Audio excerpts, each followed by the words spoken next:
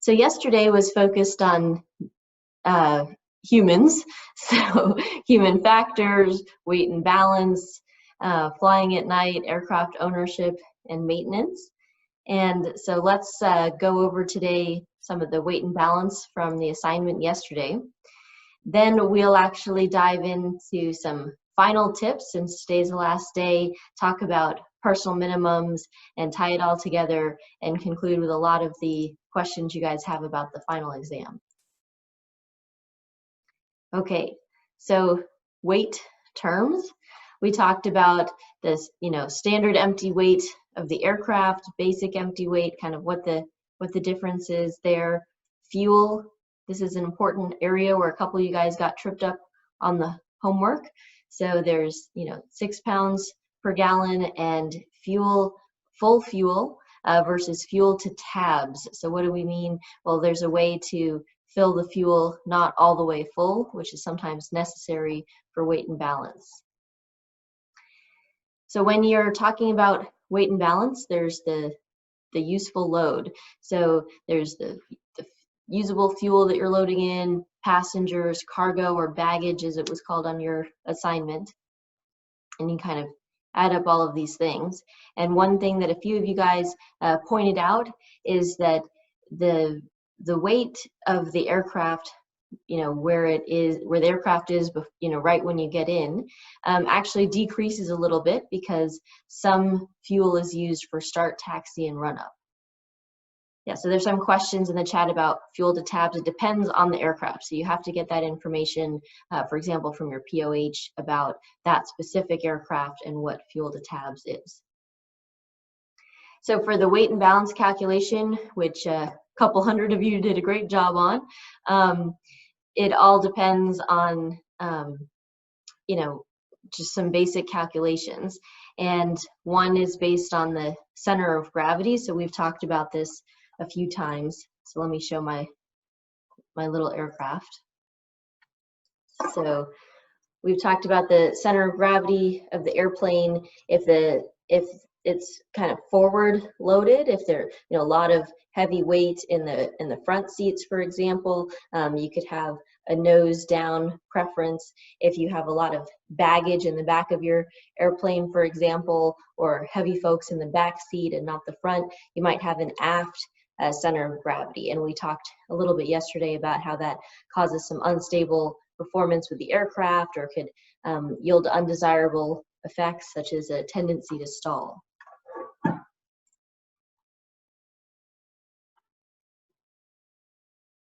So this is just kind of showing, this will again be specific to your aircraft, but it'll show when you're calculating that arm for the moment calculation for center of gravity, where is the seat for the front seat, back seat, baggage compartment, for example. Okay, so you guys all did a pretty good job on computing this. So let me just dive in to your answers here. So pretty much everyone got this. I had a reference link for you. The way that you find out the empty weight of the aircraft is by looking it up. So that information will be provided by the place you're renting the aircraft, or in the POH, something specific to the aircraft as to what is the empty weight to use.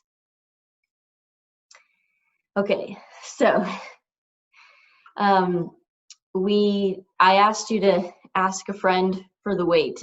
Did folks actually do that, or did you make up a weight for your friend? I got glared at by my mother for asking. I asked my wife. And I. Did I break up some relationships? I made up a friend. Okay. So I appreciate the guys who did in fact go through that process, because as a pilot you will have to do that. It will be uncomfortable. It is necessary that you do that, and you have to make some judgment calls if you think that somebody gave you an unrealistic weight and you need to add a factor of safety. So this is just part of the reality, not on the FAA exam, but something you need to think about is whether you need to apply a factor of safety to what your friend told you their weight was. Okay, so I also pointed out in the question on the assignment that you have a full tank of gas. So I think this is where a couple people got tripped up. So in this particular aircraft, the information about the aircraft specified that a full tank would be 53 gallons. And based on our earlier slide, so it's about 6 pounds per gallon. So if you do 53 times 6, you get 318, which in fact it showed on the calculator. And then it also showed fuel at tabs for this aircraft was 35 gallons.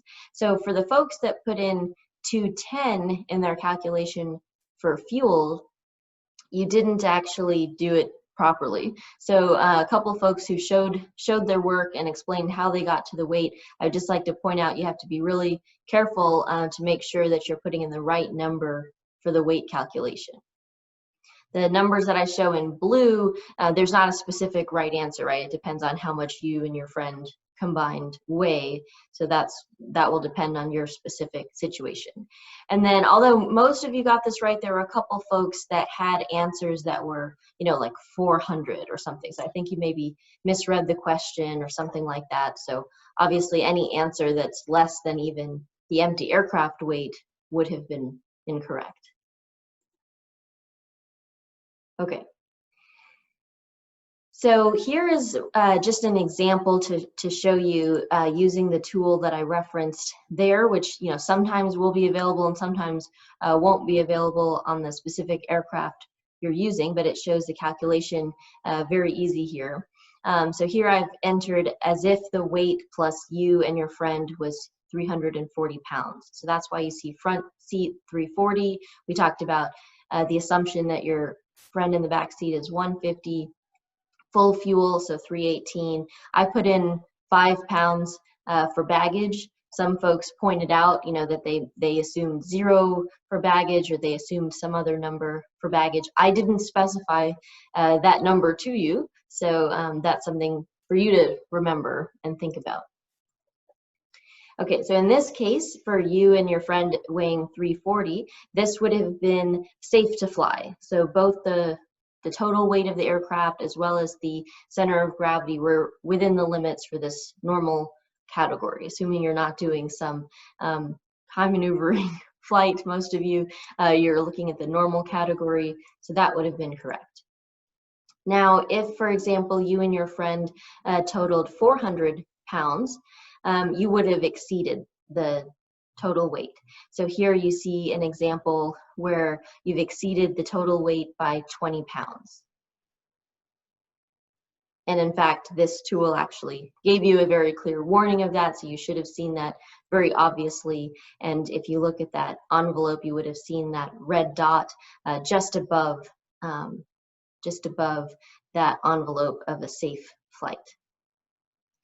So there's some questions about how on the website there was a second chart. So that was the utility envelope that I was just talking about. But you guys in normal flight would be in the normal category.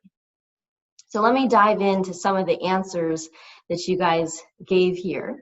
So of course, in terms of, there wasn't a correct answer necessarily for is it safe to fly or not. It depended on the weight. So correct answers exist for yes and no, depending on what the weights were that you put in. So some correct answers were, with the total aircraft weight of 2460, so that is below the maximum gross weight, and the center of gravity is within limits. So I highlighted answers here where people pointed out that both the weight and the center of gravity were within limits. And then I also gave you some examples of correct answers where people said no, that it wasn't safe to fly. So 2620, 70 pounds overweight. 2595, no, it's not safe, you're overweight. Now, a few of you pointed out correctly that during the taxi process, you do burn a little bit of weight. So you burn some fuel on taxi. So I think it's important to kind of think about that. So if you're right at the borderline, you actually will burn up a little bit of that fuel on taxi. And so one thing I wanted to open up for discussion here. So this is a correct answer. So I would like to assert that the 2550, which is exactly the max gross weight, it is a correct answer that that's that safe. And they're even pointing out here that you're going to burn a little bit of that fuel. You're going to come below that limit there. And a lot of folks were kind of pointing out that, a few people sort of gave an answer that they were at, 25, 45, so they were 5 pounds under the max gross weight, center of gravity within limits, and they said, no, it's not safe to fly because it's too close to the limit. So I wanted to just open that up for discussion for just a little bit here.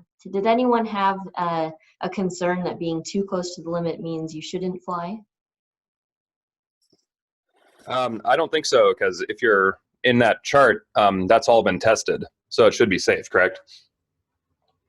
Yes, it is, absolutely. And also, I'm assuming that they did allow for some leeway, so technically it might even be safe to fly like a few pounds over the limit, but for safety reasons, they set it lower.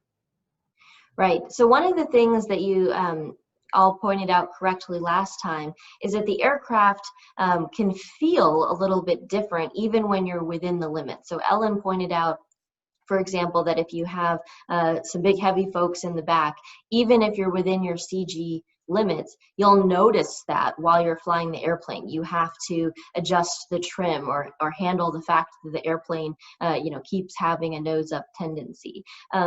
So this now comes to the main topic of our lecture today, which has to do with personal limits. So I want you to kind of understand the difference here. When you're taking the FAA written exam, when there's a question that, is it safe to fly? Is it within the limits? Here you want to go by the book. Yes, it is. The FAA cares about the FAA's rules. So, if you're a student that qualifies for all your requirements in 40 hours, is it safe for you to qualify as a pilot? The FAA answer, yes. Most instructors you talk to, they'll say no, right? They expect about 50, 55 hours to really feel comfortable that a student is ready to get their private pilot's license. So here, you have to really kind of think about it. So for written exam questions, point out what the FAA says, but then we're going to talk a bunch today about what are your limits. So are you comfortable with the aircraft? Have you been flying frequently? Have you thought through what your aircraft will feel like given this loading? And if you're comfortable with that. Yeah, let me add 1 or 2 points. So remember, if the aircraft is popular, it can probably be flown with 2 adults in the front seat and 2 kids in the back seat with full fuel. So that's going to work for both weight and balance, for both CG and gross weight, as long as the 2 adults are virtuous folks like yourselves. But don't yank the aircraft off the runway just in case your calculations are wrong. It's always nicer to do a very gentle rotation when you're taking off, if the airplane is anywhere near gross weight, rather than just saying, okay, this is my rotation speed, so I'm going to yank. If you're a little bit heavy, or if you forgot to put the flaps down to half or something like that, then refraining from the yank will let the airplane fly when it's naturally ready to fly. Don't stress out too much about these limits. As people have said, there's a certain amount of over design. When airplanes are being ferried around the world, sometimes they can go as much as 30% overweight. 10% is certainly standard. That's with extra fuel, basically. If you're departing, so basically, given that, what's the main downside of being that heavy? If you hit turbulence, you may overstress the airframe. So this is really something to watch out for. If you're doing one of those round the world flights, you don't want to take off when it's really bumpy. If you're departing from a 7,000 foot runway at sea level and you're 3% overweight, so in the Cirrus, that's going to be 3% times 3,000, so about 90 pounds. That's not going to get you in an accident.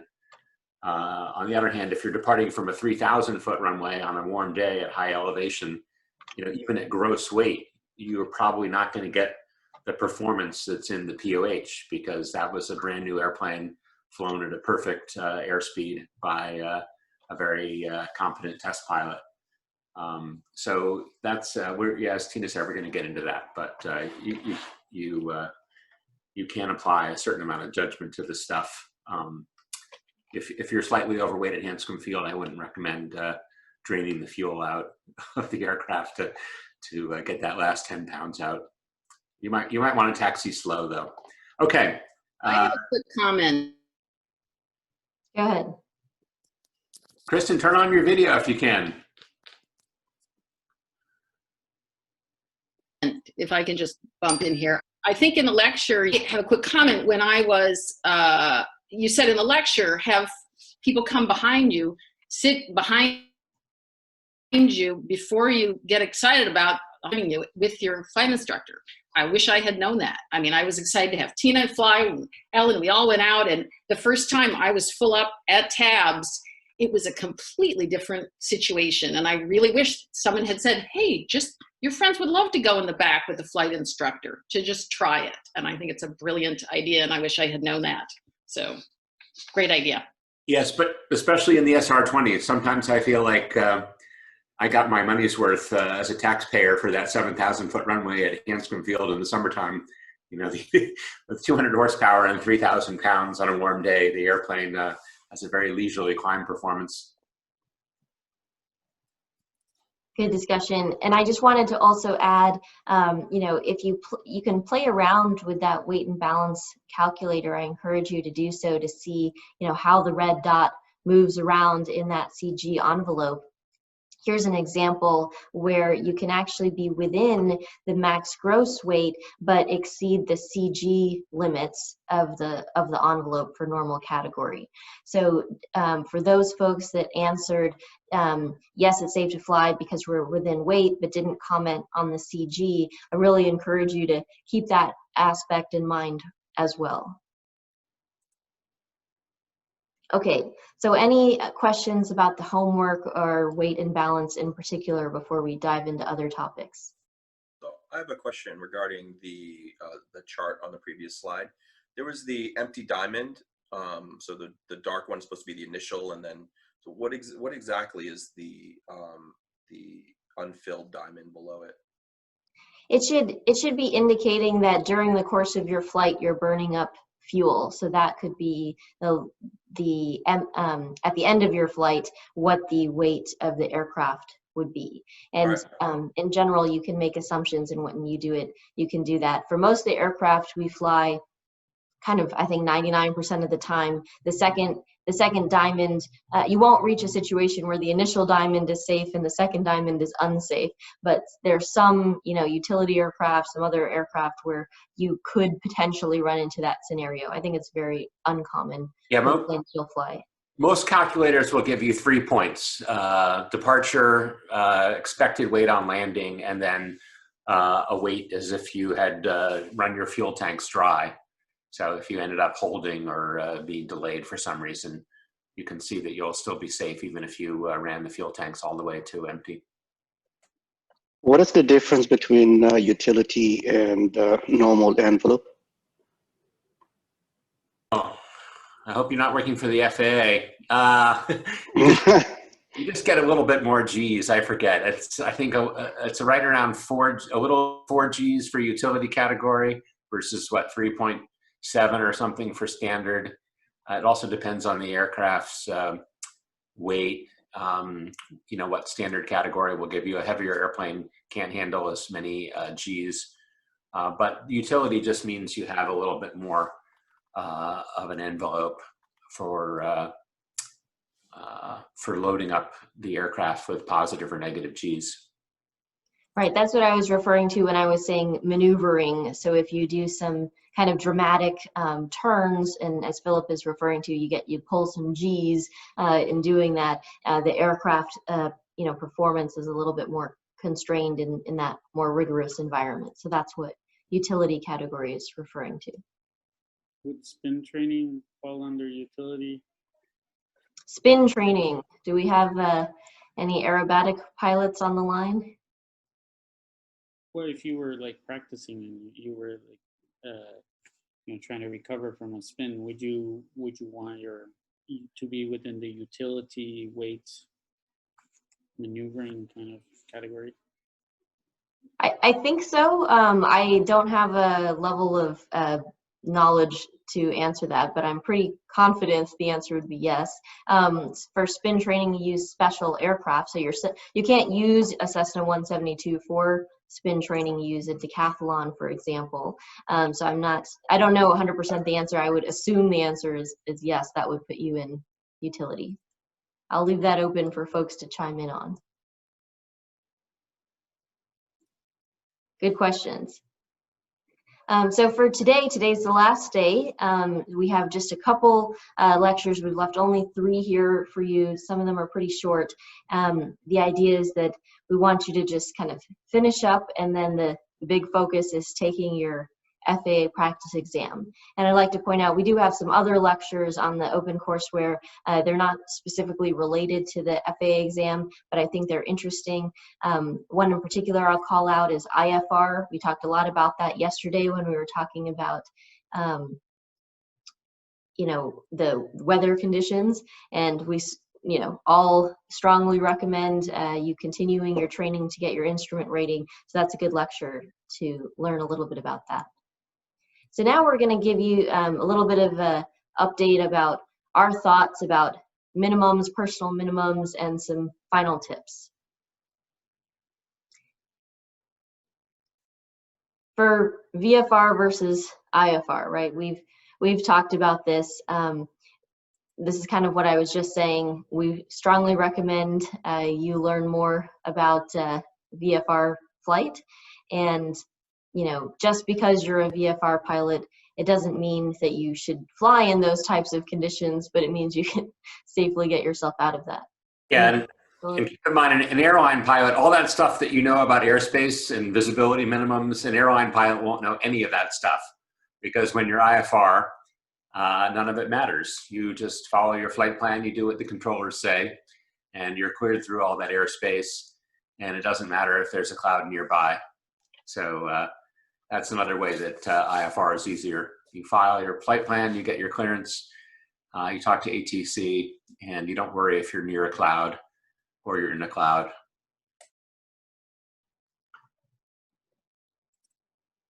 So just to review, the airspace, the different classes of airspace are a big focus area for the FAA. So kind of tripping you up on asking, how many feet away can you be from a cloud, and class Bravo airspace.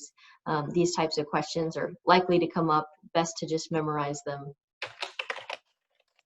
Here's just a quick summary of the basic VFR minimums. And yeah, so I think it's important to remember why they have these minimums. And I think the goal is just, if there's a plane that is flying in the cloud and comes out of the cloud, we want to give you a little bit of time to avoid that airplane. So this is a common one that you'll see, that you can be 1,000 feet above a cloud, 2,000 feet horizontally away, 500 feet below. This is a good one to memorize. So we just kept some of these in here for you to flip through and just keep them in mind. And class G golf has like a ton of exceptions.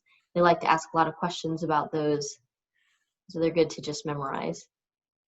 This is that summary chart we looked at yesterday.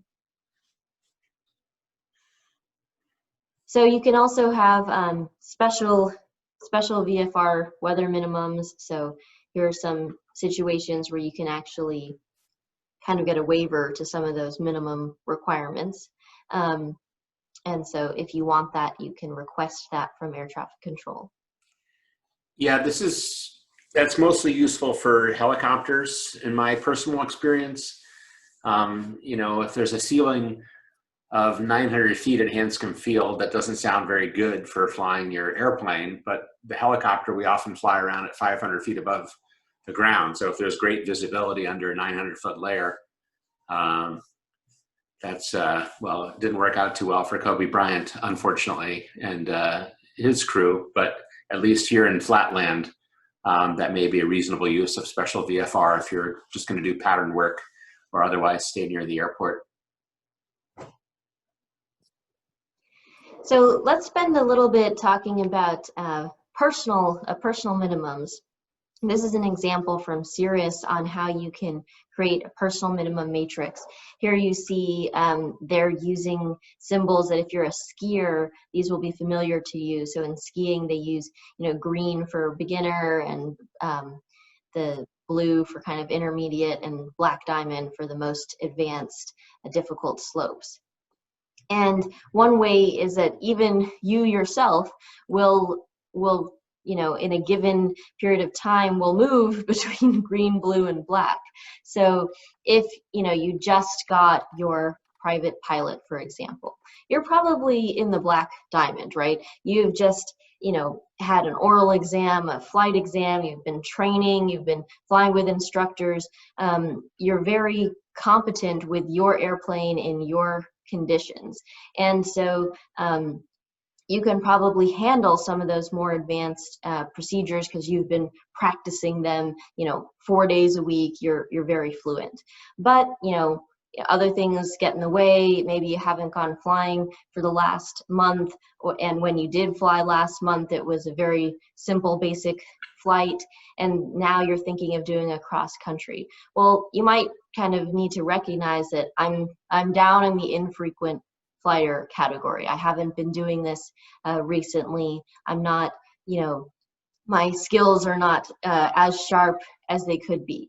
And one way to easily get yourself back to the black diamond is just take a flight with an instructor. It's perfectly acceptable after you have your private pilot's license to just say, hey, I'm a rusty pilot. I want to go over, engine failure procedures or just a full spectrum of possible things in the aircraft. Take a flight with an instructor.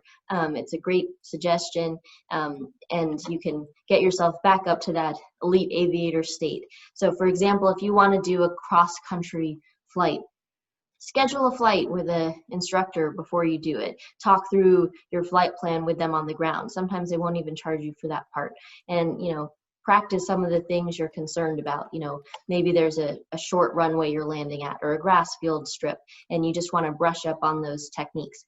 Feel free to do that, and remember that your proficiency will depend, and it's a great idea actually to write down what your personal minimums are, what you're comfortable with, so that you don't get this feeling like we talked about in the human factors lecture, that get home-itis, or just really excited to go flying, that the external pressures cause you to choose to go even when you would have not allowed yourself to do so otherwise. Yeah, let me add, most accidents, not necessarily the fatal ones, but most accidents per se happen on a runway or next to a runway or at the end of the runway. So just remember that the airlines, every airline flight is 2 black diamond elite aviators according to this chart, and they still give themselves by FAA regulation a huge runway margin. They never land anywhere that they can't land and stop within 60% of the available runway. So I think that is one thing that if you want to give yourself and your passengers some extra margin of safety, fly to the FAR 121 runway minimums, which for a jet are 60% of the available runway. So you're not going to short fields where you have to exhibit that test pilot level of competence that you see in the POH. Most accidents happen on a clear day.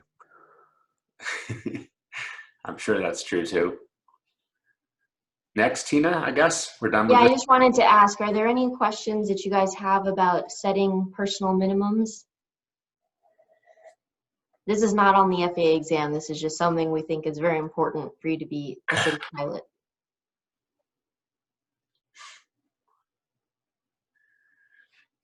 Okay. So just as a review, this is kind of showing the different certificate types, category versus class, which can get confusing. Philip, do you want to add on that one? Sure, the FAA ran out of words, so they use category and class in 2 different ways, as you'll see from the next slide. So yes, here category is airplane and class is single engine land or rotorcraft, and then the class would be helicopter. But let's go to the next one.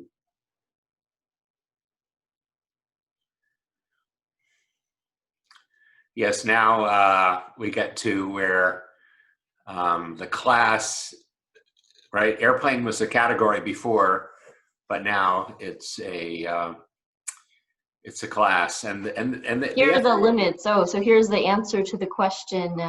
I think Aminim, you were asking, I think, about utility versus normal. So aerobatic, in fact, is a different category altogether. So utility may not get you all the way there. Yeah, some airplanes, like an old 172 Cessna, I think, can do spins. And you know, if it's light and in the utility category, I think the new ones are placarded against it. But yeah, so they like to say, they even use this phrase, I think, on the old knowledge tests with respect to certification of aircraft. So you just have to memorize that. So this is one we've talked about a few times, but I just want to make sure you guys get that there. So there are 4 forces on an aircraft, and these 4 forces oppose each other, and they're pretty straightforward. But you just want to have them in mind, have it memorized. So lift is kind of that upward force, and it opposes weight, and thrust, which you're getting from your propeller, opposes the drag. And if one of those opposes the other, then that allows you to go up or go down. And well, although I guess even in a steady climb though, right? If it's not accelerated, I think that's usually the question. If you're in an unaccelerated flight, so even in a climb, they're theoretically balanced because they say, well, there's the component of the lift that really turns into thrust to pull you up. So the official FAA answer is basically these are essentially always balanced, whether you're climbing or descending, even if you're as long as you're not accelerating. Right. So force equals mass times acceleration, and so basically you will accelerate kind of depending on changing those forces. Exactly. There are also 3 axes of flight. So this was in the aerodynamics lecture. The main way to think about that is just sort of the flight controls. We sort of discussed these a few times, but if you didn't see that lecture, if you need to remember, so remember the elevator, which is the control on the horizontal part of the back of your tail, that controls pitch. So when we talk about pitch nose down or pitch nose up, that elevator affects that movement. Then the ailerons, which are they're not the flaps are kind of the first part of the wing. Beyond the flaps are the ailerons, and adjusting those ailerons up and down affects roll. So whether you can roll the airplane left or right. And then the rudder, which are the foot pedals, and there's some great discussion on Discord about 3D printing some rudders for yourself. But that is affecting on the tail of the airplane. There's a little part on the vertical stabilizer that can move back and forth, and that affects the yaw. So it's hard to see that in the video, but this is the yaw of the airplane. And so these are the flight controls that you have the ability to control from your airplane.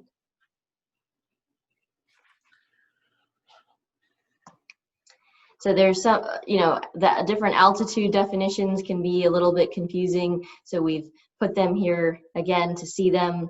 I think a lot of folks liked my little joke there about, the indicated altitude, what it shows on your altimeter on the sectional chart is kind of that first number in MSL, and then height above the ground, or AGL, is the number below in parentheses, which is, so if you kind of hit the top of the obstacle, it would be what it shows on your altimeter is the top number, and then the number in parentheses above ground level is how far you'd fall before you hit the ground. Just one way to remember it. But these are, lots of different altitudes. Here's a good summary of that. Yeah, can you back up 1 second, Tina? So another thing to remember about the temperature, why the altimeter might not give you your true altitude above sea level on a hot or a cold day, is to think about the altimeter is showing you what percentage of the atmosphere you've climbed through. So if you think about cooling the earth down near absolute zero, the atmosphere might only be an inch thick, and your altimeter could read 18,000 feet. when you're all half an inch above the ground. So that's why, you know, in the summertime, when your altimeter reads 10,000 feet, you're actually higher. The GPS will show that you're actually higher than 10,000 feet above sea level. So that's the one thing that people often get into confusion about, is how the temperature shrinks the whole altitude.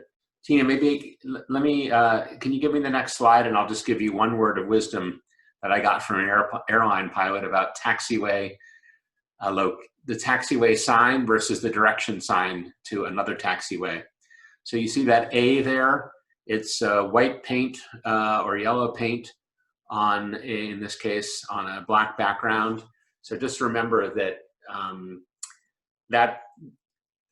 that's like the taxiway that you're on, right? There's paint on a black piece of asphalt, and those signs tell you the taxiway that you're on, as opposed to a direction to some other taxiway like that one.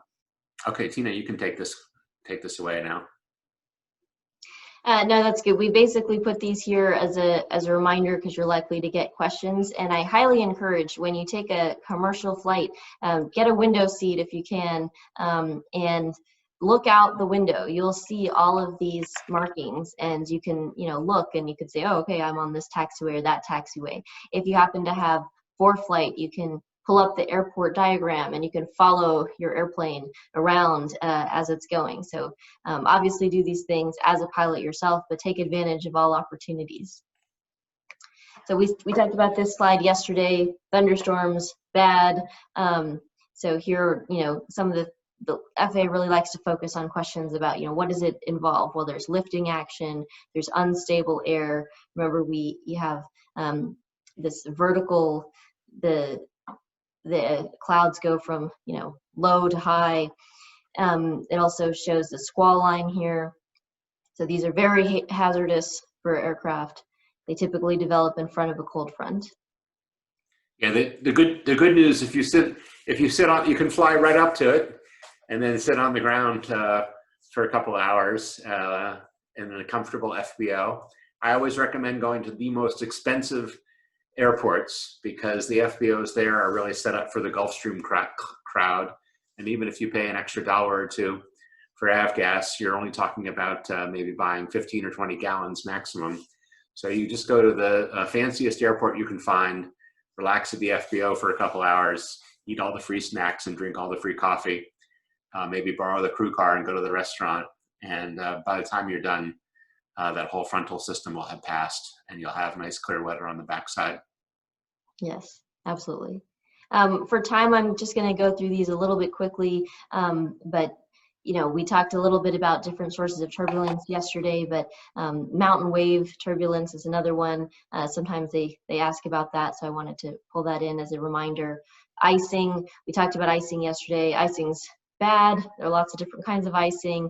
It can really affect the ability to generate lift from your wing.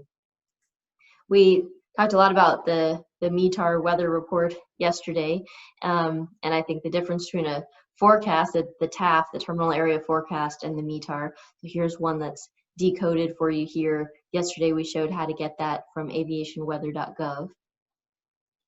Yesterday you talked about, or you watched the video on human factors. And I think the big summary of that is that the aircrafts themselves are pretty safe. So even the latest, you know, if you get a brand new Cessna 172, which is kind of a standard training aircraft, or a Piper Warrior is another one, these products haven't really been changed for decades.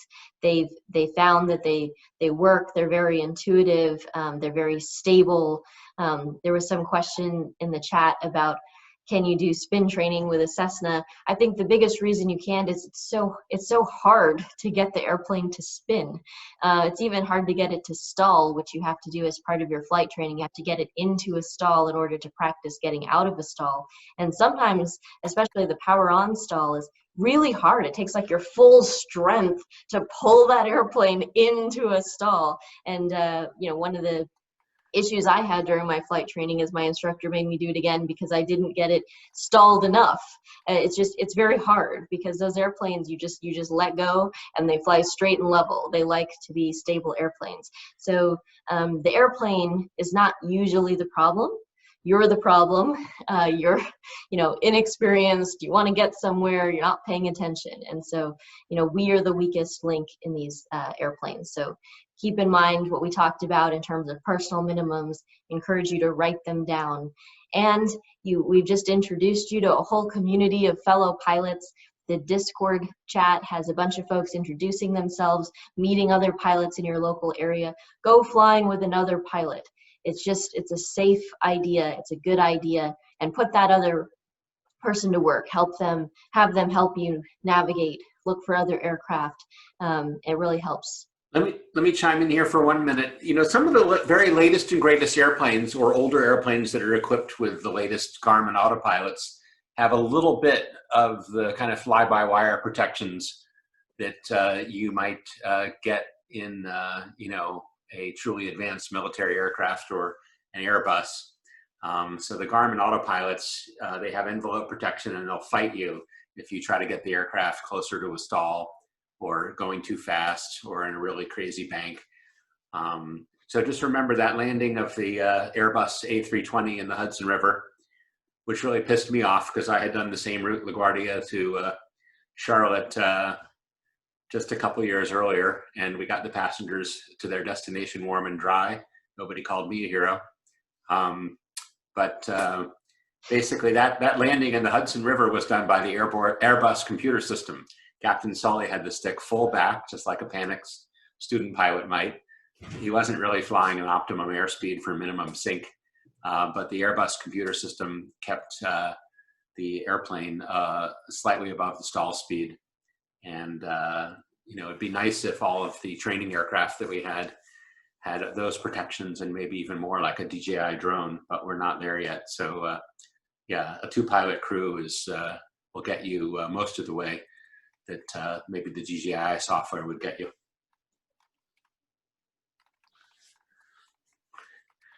Yeah, they love to ask about this on the exam.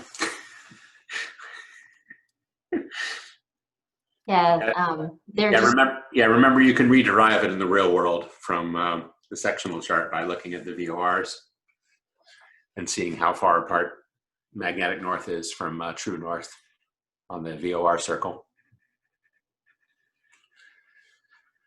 Yeah, we already covered that. So this is a tip for night flying. One idea, you saw the lecture yesterday on night flying and also human factor. So one of the things is that your eyes take a really long time to adjust to darkness. And if you plan your flight such that you take off before the sunset or when the sun's setting, it actually helps you adjust a little bit. I wrote that Americans were not smarter than Mexicans and they outlawed night flying for non-IFR. I think I wrote that 3 years ago, but I think it's fair to say that COVID has proved me correct.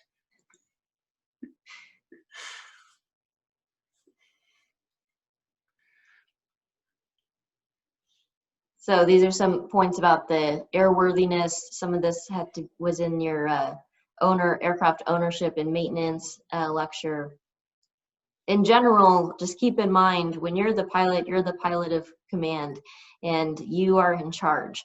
And this is very important. There are a lot of examples where sometimes people get confused and they take direction from the air traffic controllers or the tower controller. You are the one in charge and you're the one responsible for your aircraft and the passengers in it. And so, if somebody tells you to do something that's unsafe to do, you need to say unable, or just don't even respond to them and focus on doing what you need to do. Remember, aviate first, then navigate, and then communicate. So I know those people are talking to you constantly on the radio. You can turn the radio off if you need to focus on saving your airplane, landing your airplane. The most important thing, you are in charge. You have the ability to deviate, even if an air traffic controller seems very authoritative while talking. Let me recommend a book to you. I've excerpted it on my blog if you want to save the time and money. It's by Captain Tammy of Southwest Airlines. she and her co-pilot, Darren, an ex-Air Force guy, she's ex-Navy, they executed what's, I think, is probably the greatest feat of airmanship in the commercial airline world, you know, in recent memory anyway.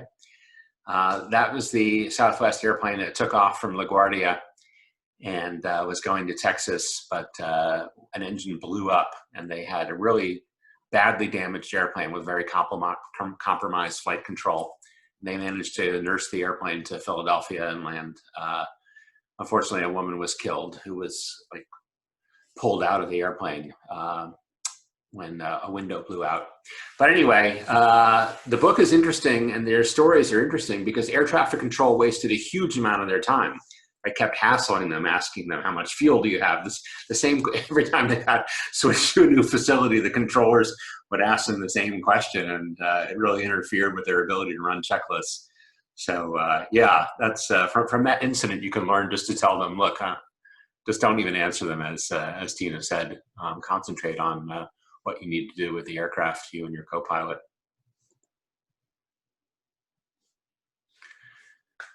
I think we've hammered this point many times, so please listen. This is a recap from an earlier slide that just shows you the regulations. The ones that you really need to focus on are Part 61 and Part 91. But here's a kind of a layout of them. Okay, so a lot of questions on the next steps and the process here. So let me dive into these questions. So your next step after you watch the remaining 3 lectures today is to take the FAA practice exam. So if you've watched all the lectures, if you've done the assignments, and if you've read the homework, the reading that we assigned, you should be good. You probably don't need to do further prep work. I would actually encourage you to go ahead and take the test. Now, a lot of folks have emailed, you know, can I have a couple extra days? Can I take it next week? Yes, our goal is to get you guys flying. We're not trying to, you know, halt progress here, but you're going to forget stuff. You're going to get distracted with the real world. So my suggestion is right now, you're probably as brushed up on it as you can be. So at the end of the day, take the exam. Take it this weekend. Don't wait. If you wait till next week, fine. Yes, everything's excused. We're very friendly, lenient people here, but we want you to take it. We want you to go ahead, take the test. I bet you'll pass. If you don't pass, review what you got wrong, brush up on it, take it again. You need to get a 70 or above to have a passing score.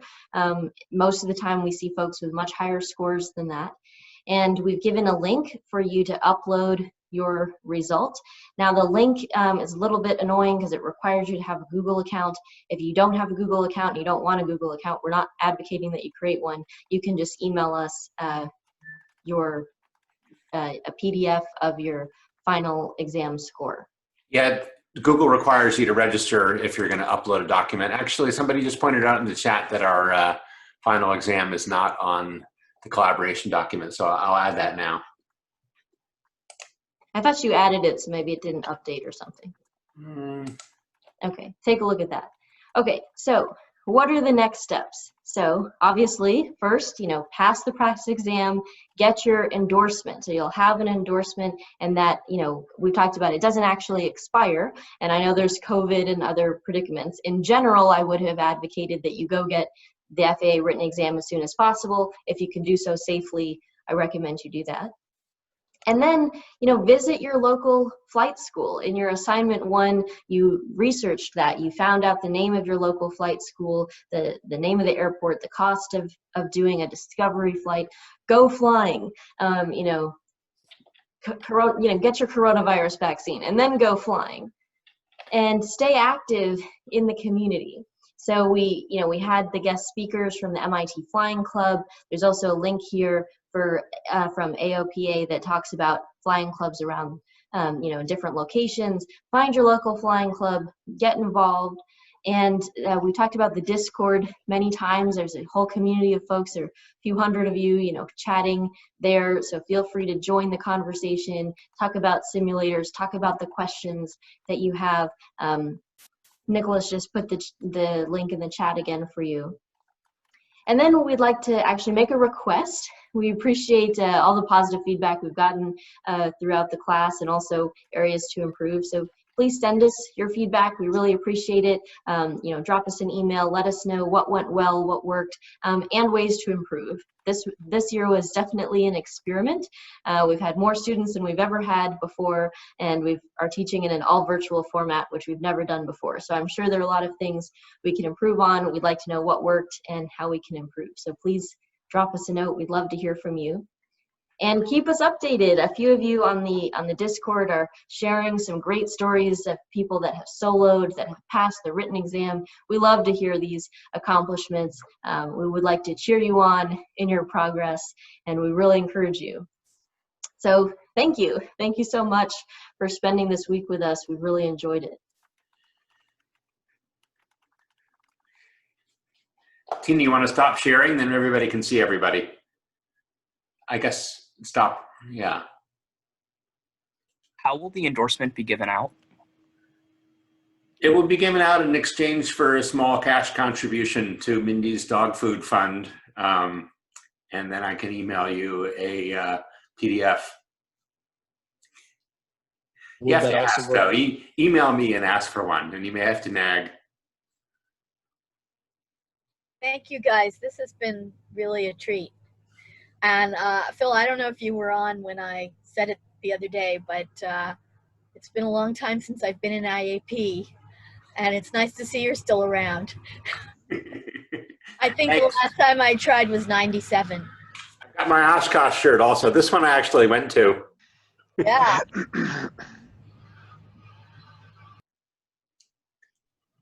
It's good to see so many people stuck with us. Yeah. Yes, we're sorry we had to sort of split the class. I did a poll of a few of you, so it looks like it's almost a 1/3, 1/3, 1/3 in terms of attend this session, attend Philip's backup session, or watch the recording. So I appreciate your flexibility in making this happen while handling all the Zoom limit issues that we had. So we'll get that kink sorted out. I had a quick question, if you don't mind. I was looking at these private pilot test prep books, like ASA has one for 2021.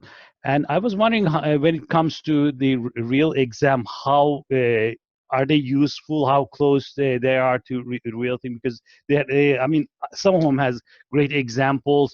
I don't know how true to the real thing they're close to. They used to be perfectly true to the real thing because the FAA was providing them with a complete question bank under the Freedom of Information Act. Now they've have to resort to stealth. And they're getting the questions. They tell students, look, we'll give you some money if you find a question on the exam, write it down, you didn't see before, and send it to us. So I recommend them. I mean, if you want to get like an 80 on the exam, probably just read the books, take this class. You could even probably get a 90 or more. If you want to get 100, those books are kind of essential. But I don't know that your examiner is going to really bother to look at your score. As long as it's above 71, you're probably not going to actually, you'd be better off putting the time into flying. But yeah, the books are good. They're inexpensive, and I recommend them, both Climb and ASA. I generally like things from ASA better. Okay. Thank you very much. I'd like to take this opportunity to thank everyone. That was a great class. I really enjoyed it. Oh yeah, speaking of ASA, I had in your paper log books. If you look at the lines in here are pretty thin. If you look at the other brands of log books, sometimes they have really heavy lines. So basically what you see is a big heavy grid, and the information that you're putting in there is secondary to the grid. So the ASA log book is by far my favorite. All right, thank you very much. Thank you. Thank you. So other questions? People who have taken the exam somewhat recently, a lot of those questions really do need a plotter. Is that something that's provided, or is that something that we need to bring? Like the plotter ruler thing, you mean? Yeah. I don't remember. I thought that they give you everything that you need. Tina, do you remember? I had to take my own E6B for the exam. But they have an E6B. All the calculations that you can do on an E6B, they have on the test computer. Hattie, you took it recently, right? I did. I took my E6B and my plotter, and then they gave me the little book with all the diagrams in it when I got there, and 2 sheets of paper and a pencil. That's it. But they gave you the diagram. Did you need the plotter? Well, I took mine just because, you know, it's me. Better to be over prepared. But did you use it, or did you need it? No, I didn't, as it turned out, but I had it. Okay. There's lots of good information on the E6B besides just the calculations that you can use it for. So I figured, well, I'll take it and see if they won't let me go in with it. They'll say so. But yeah, they'll give you the test booklet of all the diagrams that the test references. So you have an actual book to look at. And that's helpful because when you do have to get your plotter out, it's flat on the desk in front of you instead of on the screen. Yeah, Yes, that I would be had a that pretty issue. I tremendous didn't get the book, so I had to hold it up to the curved screen, which didn't work very well. But I agree with Kathleen in the chat. It's good to have your plotter because it depends on the questions you get, right? So it's a random choice of 60 questions. So maybe Hattie just didn't get those questions, but it's good to be prepared. You might get a question where you need the plotter. Makes sense. Thank you. And somebody in the chat asked about how long you have after you take your FAA knowledge test to get your private. I think it's 2 years. Is that right? It's 2 years. Yeah.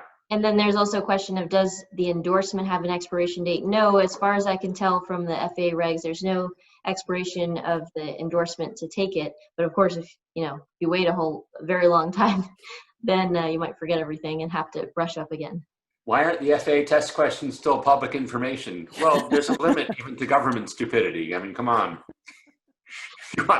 If you want to give people a test, you're not supposed to give them all the questions in advance. Going back to the ruler question with the online on your screen, when I took the test on the computer, there's an actual button you can push, and it gives you a ruler you can use with your mouse on the screen.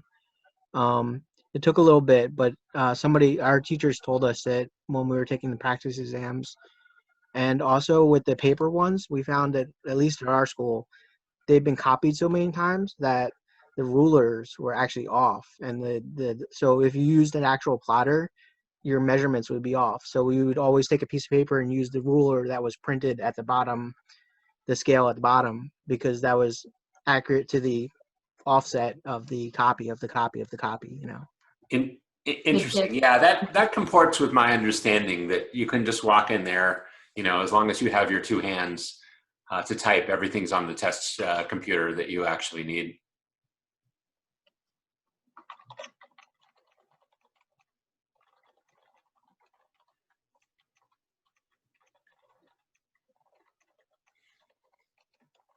Any other questions? Yeah, I have another question about the course. So I'm sorry if this was answered earlier, but do I have to complete the practice test like by today or tomorrow? Or like, can I wait for a couple of days? Because I was honestly dealing with other school stuffs and then haven't had time to finish watching all the lectures.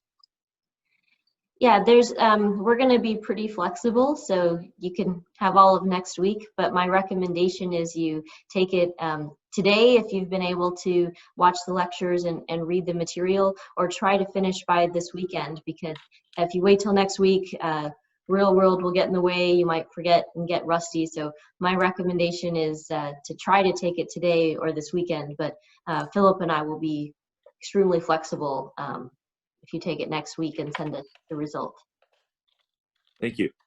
And on the same subject, like if we take and retake, is it a limited test bank that is like we're gonna start hitting the same questions and then kind of like we'll know because we're taking it so much? Should we just limit them, or do they have like a huge test data bank so we can take a number of times without getting used to the questions and making it look real for ourselves? I think for both the FAA exam and the practice ones, they have a modest question bank, a few thousand questions. Yeah, I mean, you can take it as many times as you want. I mean, people in the old days when it was all book based, I think they would do a handful of practice questions, a handful of practice exams. I mean, before they went in and got their 100 or 98 or 97. The only downside to getting a low score is you need an instructor then to sign you off. If you don't get 100, you need an instructor sign off to say that he or she went through all the questions, the topic areas where you missed, and retrained you on those. Thank you. We have a question from an MIT student. So some folks are taking this for MIT course credit, and they wanted to know if the assignments contribute to the pass-fail. No, the assignments are ungraded. They're just a learning opportunity, and the grade that you'll get for the course will be dependent on that final test. And again, if you don't pass the first time, you can take it again and just submit to us the passing grade, which is a 70% and above. Our expectation and hope is that you only have to take it once and you'll do quite well the first time, which is how it's been in past years. Yeah, I don't think we've had anybody who's failed the FAA test at a flight school computer.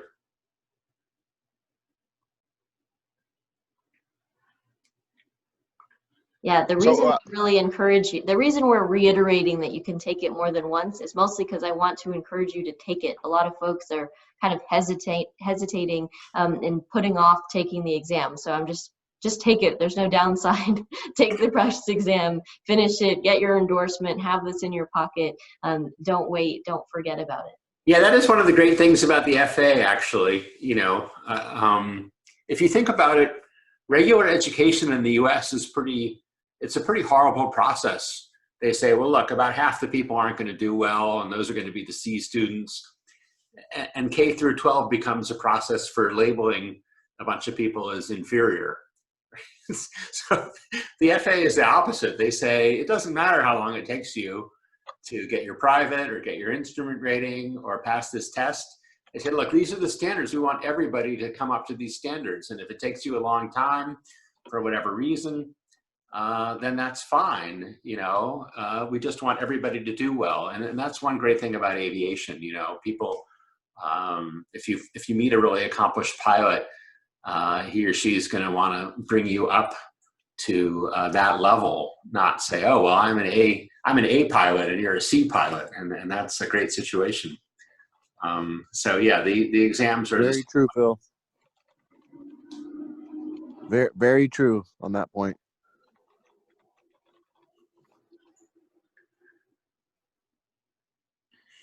Alex, did you have a question? I think I thought I saw you trying to ask a question while Tina was talking. Yeah, the question. In the chat. Oh, which Alex? Yeah, you, Alex. Both Alexes have questions. All right, we'll do them. Back to Ria. Oh, Sofia. Okay. So the question is, once I take the written test, where you work, you're a flight instructor, right? Do they have? How do I sign up to take the written test, the official written test? There's some 800 number you have to call. You got to find a test center near you. I guess we should put it in the collaboration document, but it has to be scheduled by calling this 800 number. It used to be called CATS testing, but it's different now. And then you schedule it. Actually, I'm sure it's a web-based process now. Hattie, how did you do it? You scheduled with, what is it? I scheduled with the service you described. I'm trying to Google that real quick to see if I can find a link. Yeah, Hattie will post it into the chat, and then I'll post it in the document. Thank you. There's a did limited the number. other Alex have a question? You're good. Okay, great. We got it figured out. I have a question on finding the suitable flight instructor. The flight instructors in my area, they charge drastically different prices. And how would you say that it's worth it to find a more expensive instructor if my objective is to limit my budget? Like if I find a cheaper one, would I end up spending more time and then it turns out to be even more expensive? I think my advice is, I mean, one of my early instructors was great, even though, you know, he was not very experienced or very expensive. You know, he wasn't a senior instructor. He had been an English teacher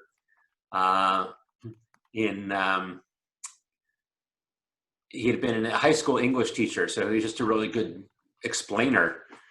So I would take my advice earlier, fly with, you know, 3 at least, see who's the best at explaining to you how to maneuver the aircraft, and then go with that person. So, you know, it could be a 10,000. My previous instructor had over 10,000 hours of experience in an ATP, but he just wasn't good at explaining. And yeah, I don't think there's any correlation between cost and effectiveness.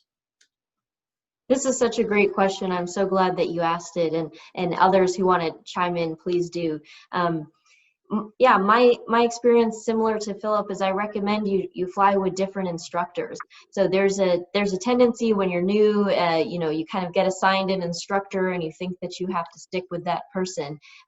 Don't worry about offending them. Just say that you want to fly with a couple different instructors, and I definitely think you'll learn things. I actually found that flying with different instructors was actually the way to go instead of just picking one, because certain instructors will notice something that helps you. Another instructor will notice something else that helps you. And so being comfortable flying with different instructors actually overall improved my flying experience, even though the first time that my instructor, I picked one of those low-cost ones. I was on a budget. I picked the cheapest one. That's who the flight school was also pushing on me because he was new, and that's who I flew with. And then when he got moved, you know, a lot of those pilots, those instructors are kind of building up hours to go on to become a pilot, so they leave frequently. And when he left, I was like, oh no, what am I going to do? But I actually really enjoyed my other instructors as well,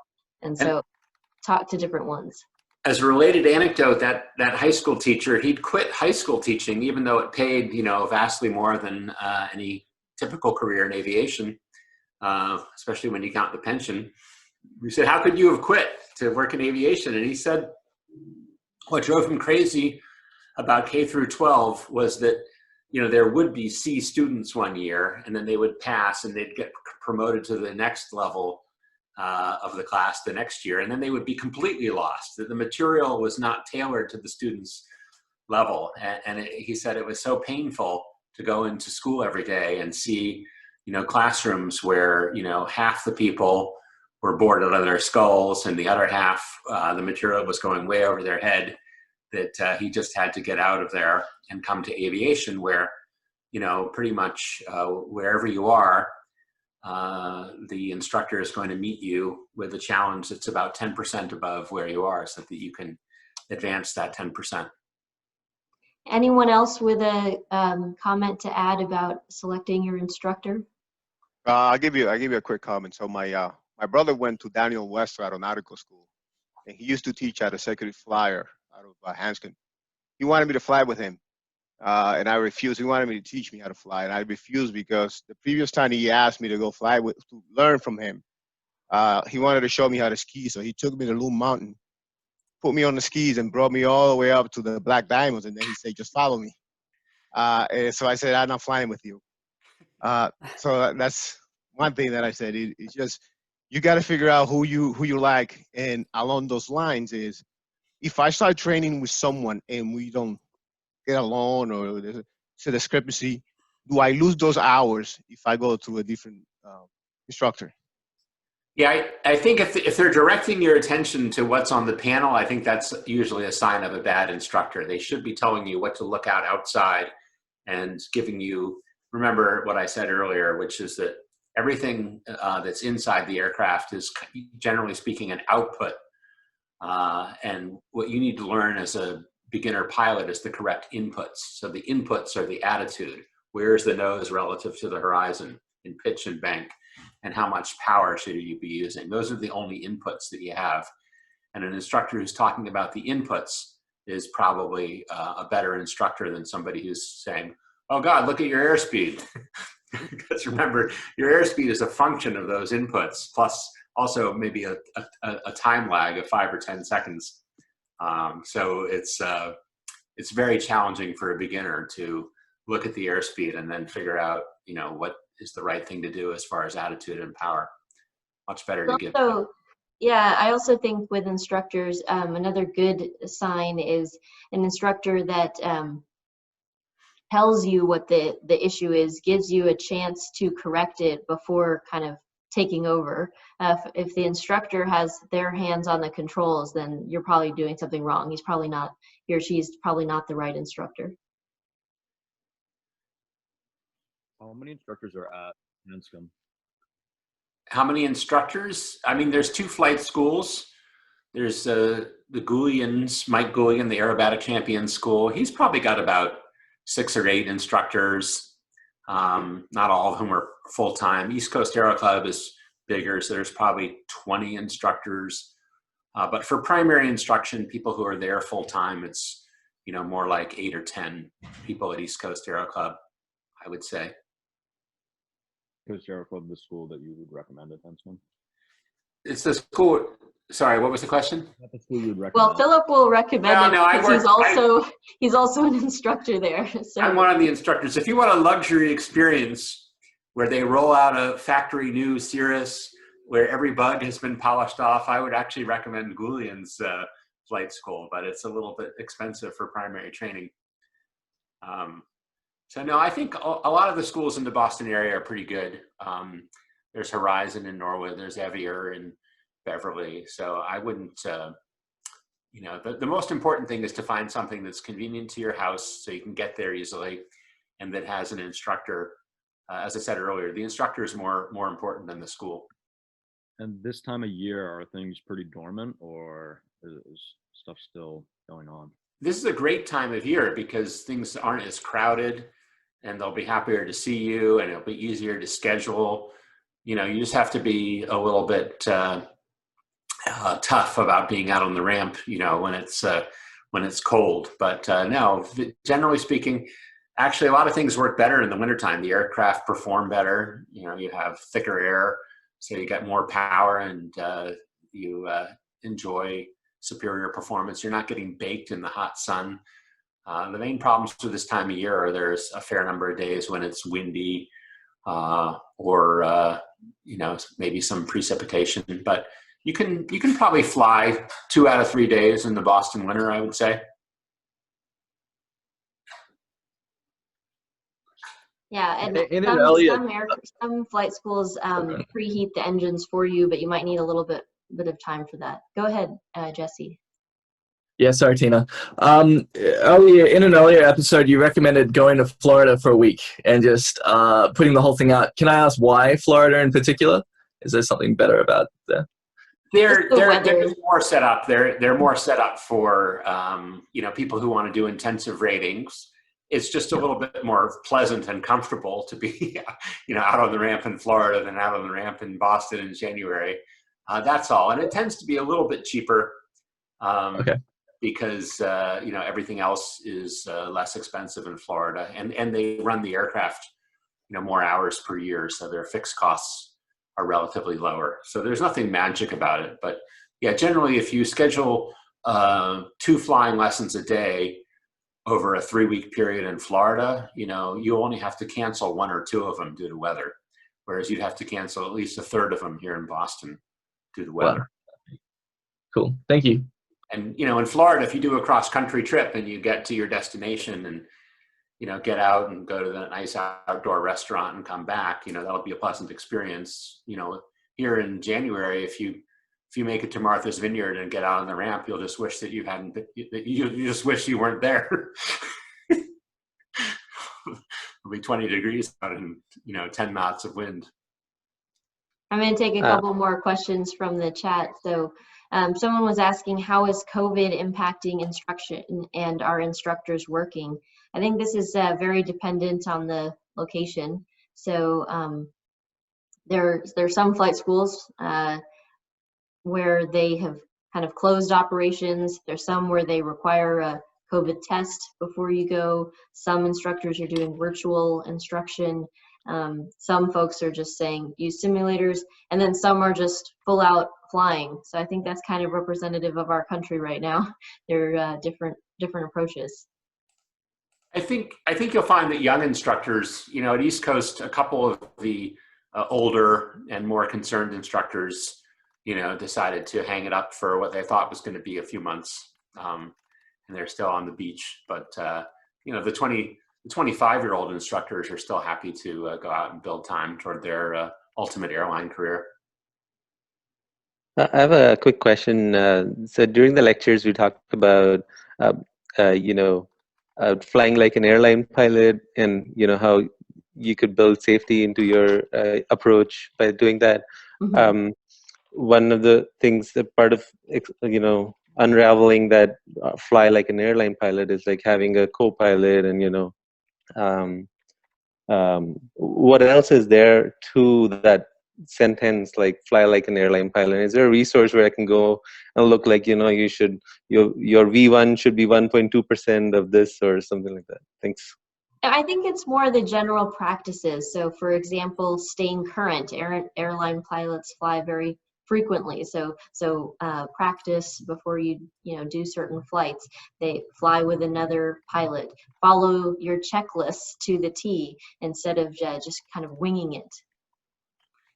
And regular recurrent training. The airline pilots are doing recurrent training every 9 to 12 months, whereas a lot of private pilots, if they don't get additional ratings, they can get pretty sloppy in the 2 years between biennial flight reviews. So here in New England, a lot of people kind of lay off for the winter. And so flying like an airline pilot in that case would mean, every March, take a recurrent lesson with an instructor and do a little bit of recurrent reading before, taking friends and family out for the, what turns out to be a half-year flying season. That sounds good. Thank you so much. And thanks for this opportunity again. This has been a great experience. Thanks. Thank you. Appreciate it. There's a good discussion in the chat right now about should you do your initial flight training at a towered airport or an untowered airport. And I agree with kind of the comments there that there are pros and cons of both. Hanscom, which is one that we've been talking about a lot, Norwood, the ones that we've been talking about in the Northeast are towered airports.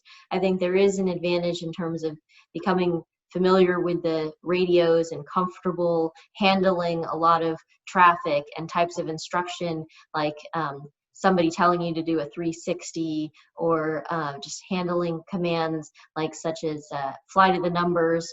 Basically means instead of doing your normal base turn, they want you to hurry up and fly straight to the runway, which again, if you don't feel comfortable, you can say enable. But there are also a lot of advantages for flying at an untowered airport. One, you don't have to wait and do a bunch of 360s and waiting for people, but you also learn, how to handle traffic, how to communicate with folks without a tower controller. So definitely pros and cons of both. Yeah, the absolute minimum cost ratings, would be probably earned at an airport that had, a 4,000-foot runway, so you don't have to taxi too far.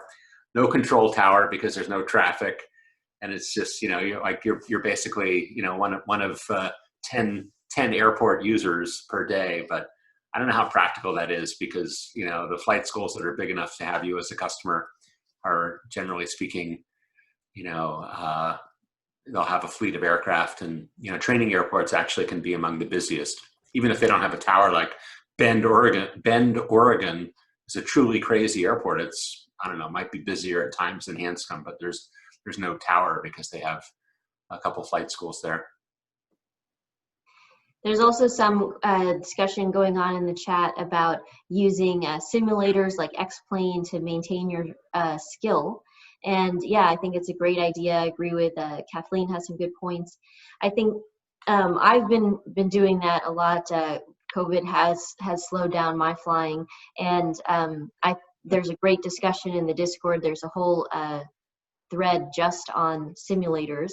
But also, Kathleen's point about you can just sit in a chair and do it. There's a very strong benefit for just, visualization.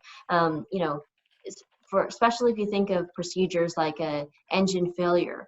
Those things that you need to do, the quote unquote flow, as they say, you should be able to have those memorized. So you can even close your eyes and think through, okay, I would make sure my mixture is rich. I would check my throttle, you know, move your hand physically to feel, okay, here is the ignition on both. You know, these types of things you can do to help remind yourself that whole process. And you can sit there with your checklist and even pretend like you're following a checklist, or pull up on your computer screen what the cockpit looks like and think through what you would click, what you would do, how you would handle certain things. So visualization, practicing, these are all great things. And as the chat on Discord talks a lot about, for VFR, sometimes doing a VR headset, a virtual reality headset, is helpful. Because as Philip said, you're not supposed to be looking at the controls, you're supposed to be looking outside the airplane.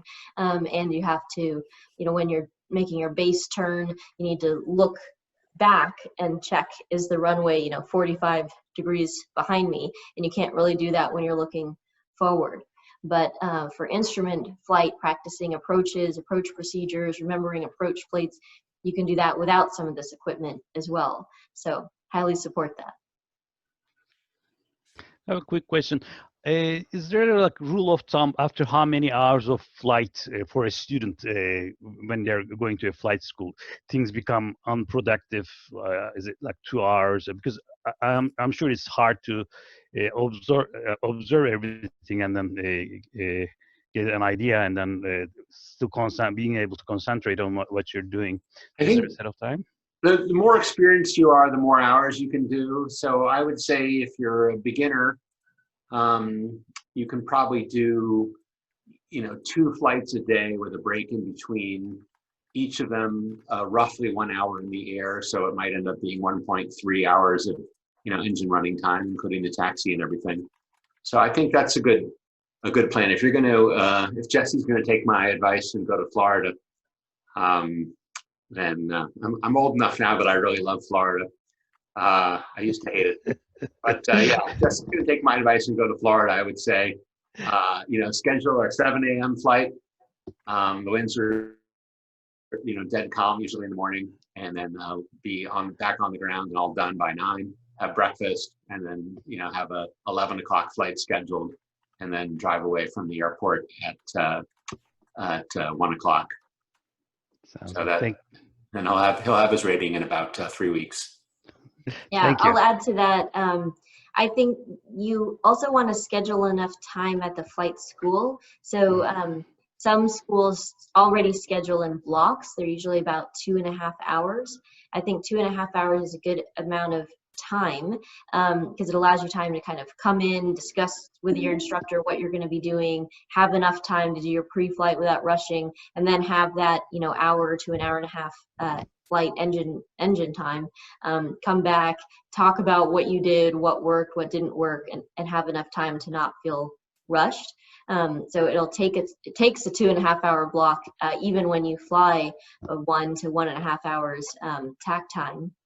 And then as you go further, even before you get your private, you have to do some cross-country flights, and you will see some flights, you know, pushing 1.8, 2 hours, and you will be exhausted. And I highly recommend taking a snack, taking a bottle of water, recognizing the effects that it's having on your body, and that's very important to be aware of that. Wonderful, thank you. Yeah, actually, and a noise canceling headset may help with fatigue also. Noise and vibration are both fatiguing. There's not much you can do about the vibration, but if you have a high quality noise canceling headset, that will extend, I think, your ability to train more intensively. Thanks a lot, thank you. I would also add in the value of like being prepared for your flight to really get your most benefit of your flight time.